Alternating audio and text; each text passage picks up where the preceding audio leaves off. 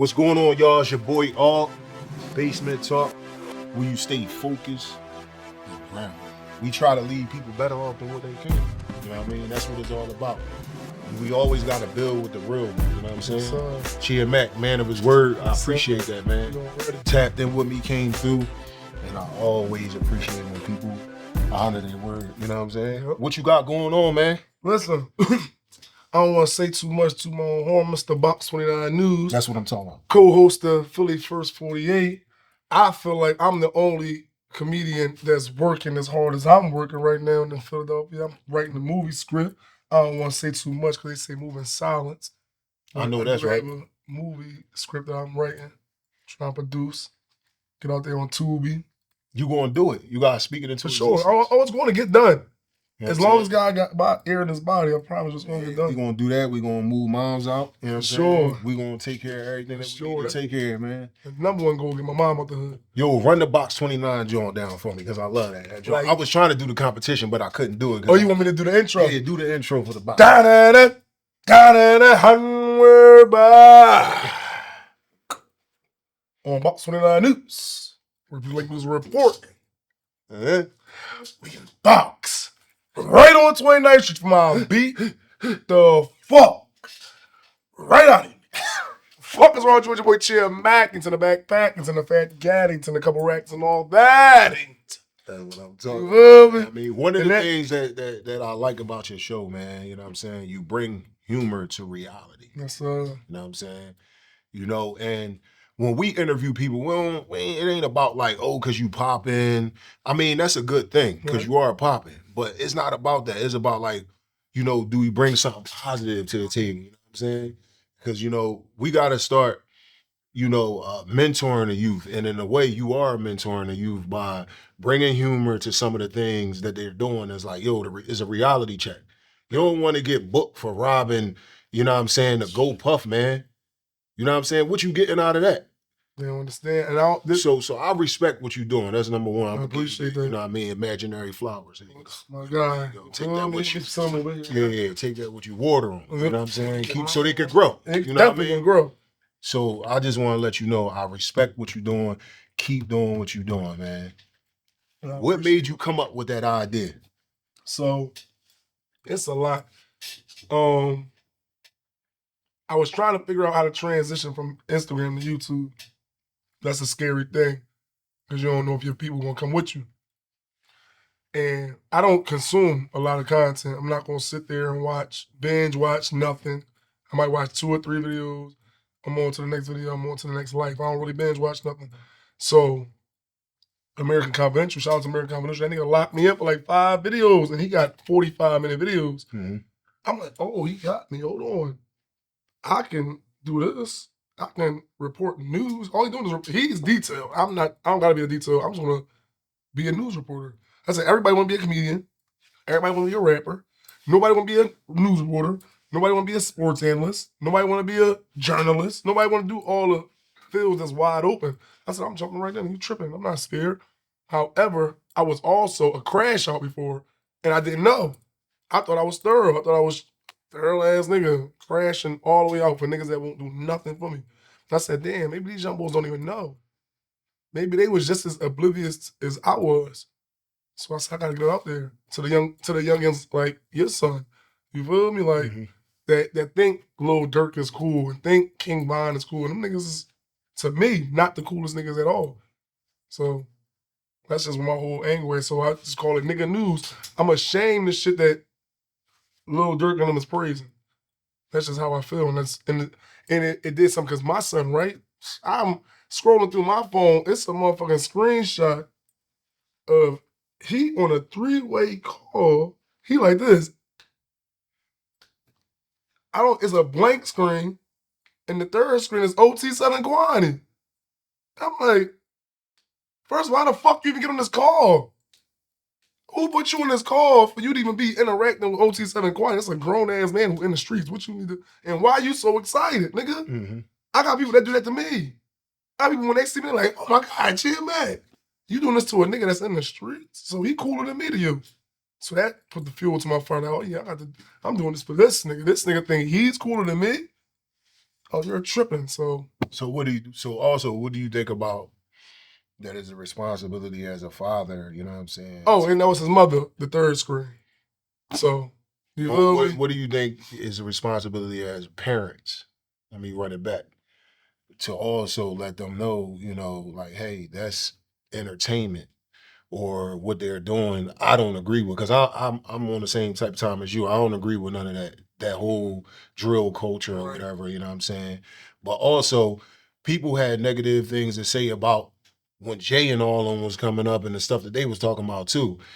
The culture now is worse, I'll say. But yeah, and it's going to get worse. So, what do you think about as a parent? Is it your responsibility to also, you know, engage them into different activities and, you know, enlighten them to realize like, hey, they talking about all of that stuff.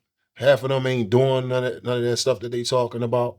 You know what I'm saying? And that ain't the life that you want to live. And the ones that is doing it got two places they got to go. Yeah. Prison or the graveyard.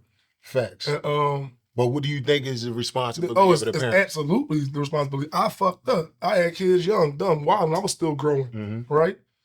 Kids are to be trained, not raised. It's to be trained. You're supposed to train, like Steph Curry, dad trained him to be the best shooter in America, in the game ever. He was shooting shots the whole time. He was training him to do that.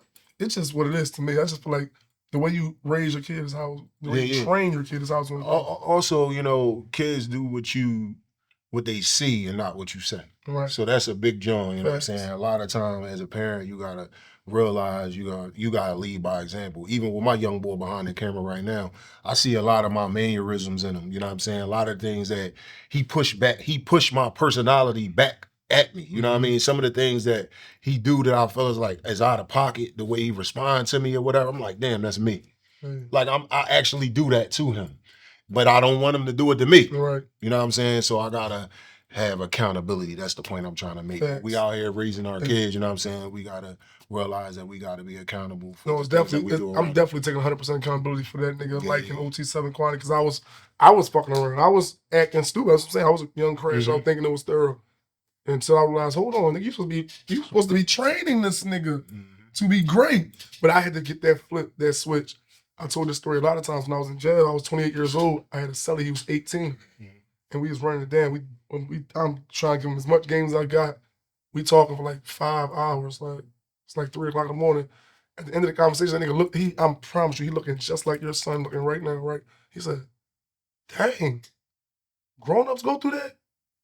And he rocked my shit. Like, I can't even explain. It's giving me goosebumps right now. I can't even explain. Like, when he hit me, boom, grown-ups go through that. And that so raving, I opened up like, shh. I said, nigga, you grown. What you doing? You think you a kid out here playing? This nigga's 18, you're 28. You got a gun charge, he got a gun charge. Y'all, how are you even giving him game, nigga? Yeah. Y'all in the same predicament. How are you even giving him game? Your game is bullshit, nigga. Yeah. So he rocked my shit, boom. So that day, I opened my eyes and said, hold on. You supposed to be raising these motherfuckers, training these motherfuckers. You not supposed to, you got to get yourself together, nigga. Yeah. So I do take accountability that I was young and dumb having kids and all that. So switch it up a little bit. Who inspired you or what inspired you to change your mindset? Like, what was that turning point where you was like, yo, I gotta switch it up. I gotta, you know what I mean? That young boy that said grown up, because I didn't even know I was a grown up. Okay. You feel me? I thought we was on the same level. I'm outside. I'm a young nigga. You outside. You a younger nigga. No, nigga, you're grown. Yeah. That's what he said to me. You're a grown up, mister. Yeah. You know what's crazy? I got a story. You know what I'm saying? When I first moved to the neighborhood I'm at now or whatever, you know what I'm saying? I'm from West Philly.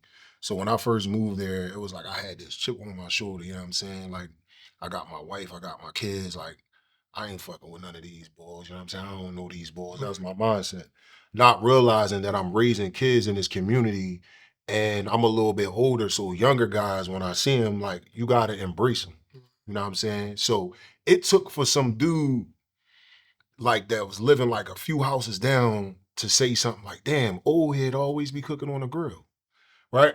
At the time, I ain't know I was an old head. You know what I'm saying? Like, seriously, I ain't even realized that they was looking at me like that. You know what I'm saying?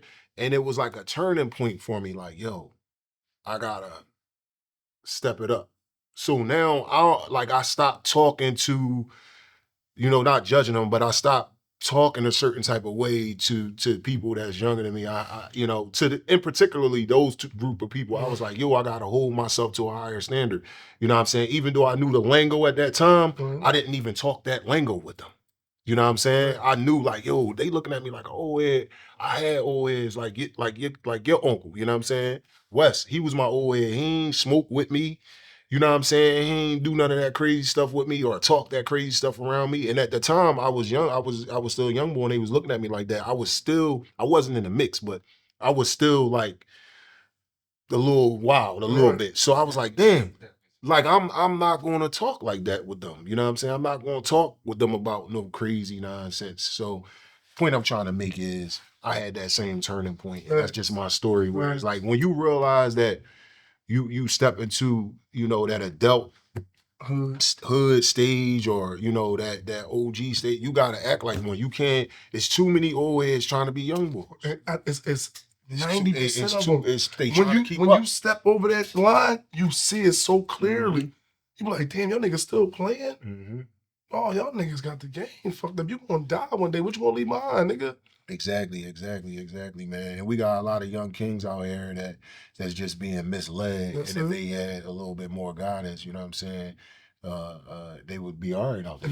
And that's where Box 29 News came from too. So I'm like, I show y'all niggas, you ain't gotta be scared to be yourself, nigga.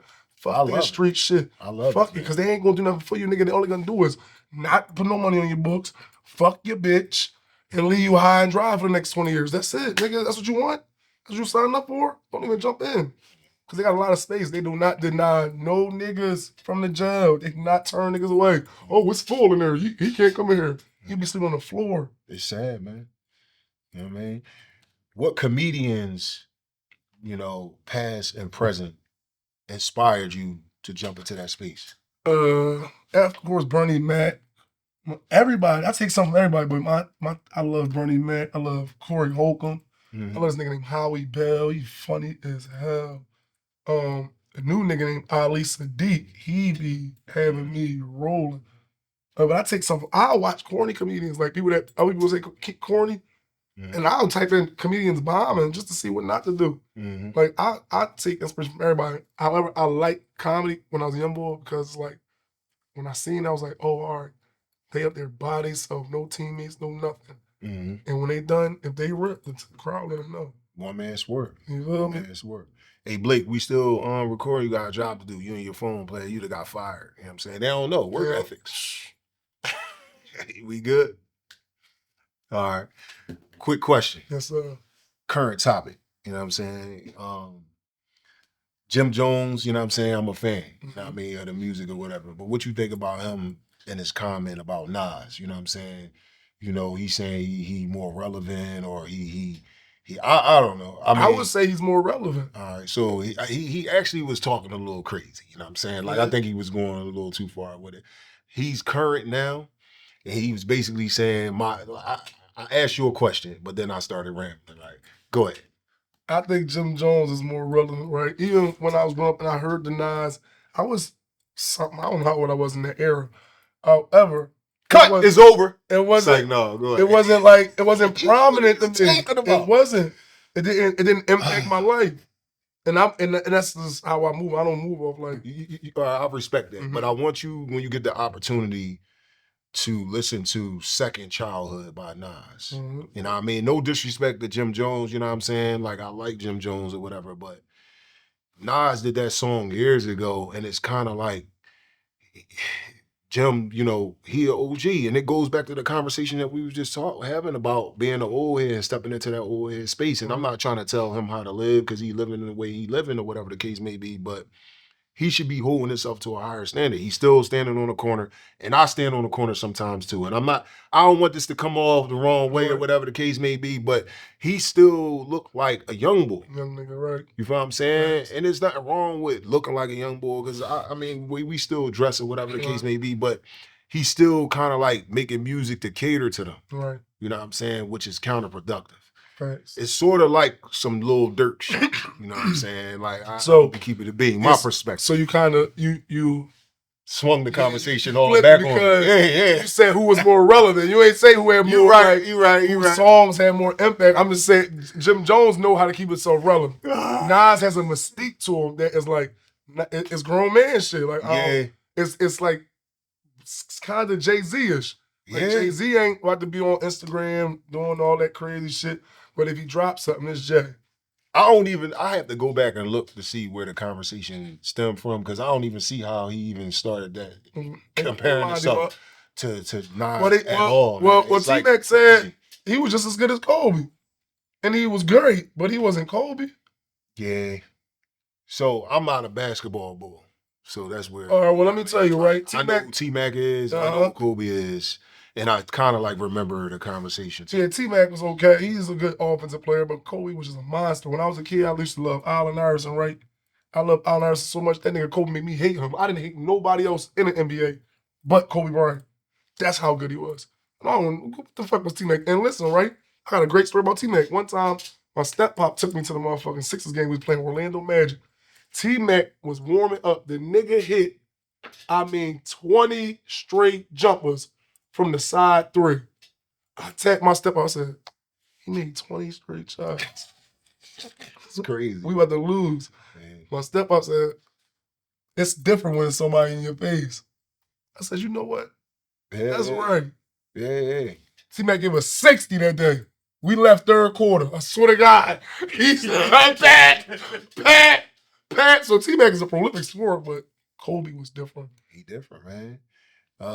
Somebody was saying like Kobe was just different, like, you know, in terms of, like, again, I don't really watch basketball like that, but, you know, on the reels and all that on Instagram, you run across on commentary or whatever. I forget who it was that was like, Kobe was just like different. What's the girl that's a singer that was married to the basketball player? She can sing and rap, and she an actor. Tiana Teller. Yeah. It was Tiana Teller, ex-husband. Iman Shumpert. Yep. He said a story. He was like, yo, I was killing it for 3 quarters. Yeah, and Kobe was like, yo, you had a good game. Came in and cooked him. Yeah, they said Kobe was just different, man. You know, niggas like to keep themselves relevant. That's what I brought that up for. Niggas just want to keep like, they wouldn't dare disrespect Kobe while he was alive like that. Because Kobe would say, let's lace up there. That's what I would assume. Let's lace him up there. So don't. So the moral of the story, don't wake Nas back up. You know what I'm saying? Wake him back up. don't wake him back up. Nas different. That's probably going. He probably gonna have to drop an album. But you know what's crazy though? As I got older, I used to think Biggie was better than Tupac. I was like, when I was a kid, Biggie just had a bigger impact, like with music. Because I got older, like Tupac was way more advanced than Biggie. Way more. I don't know, man. Like, I feel like Big only gave you a few bodies of work. And also, I think that their mindset was different. Like, they was 2 different type of artists. Pac was more conscious. Big was more swag and charisma.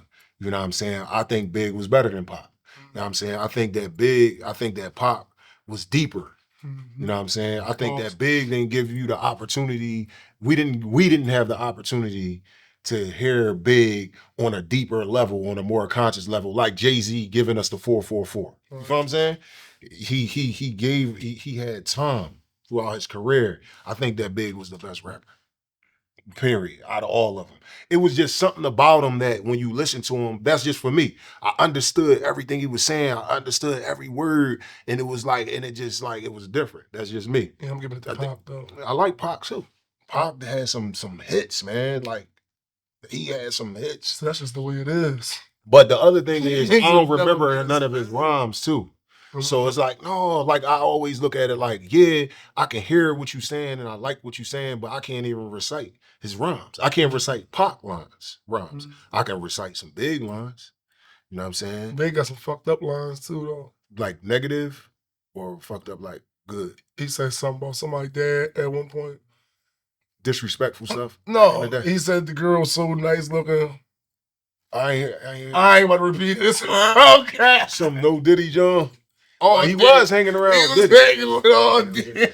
Yo, we just talking about lyricism. Yeah, like you hit me with earlier. You know what I'm saying? Yeah, when you said you can recite, I was like, it's a very recitable bar. I don't remember that, John. I don't. You might got selective amnesia. Yeah, I don't remember that, and I don't want to repeat it. You know what I'm saying? But yeah, I would say Big is probably one of my best, one of my favorite. And for a minute, I almost was giving it to Drake. And I'm gonna tell you why. Drake lyrically was just crazy, and he could do all this different kind of music. And I'm like, who is like this nigga? You feel what I'm saying?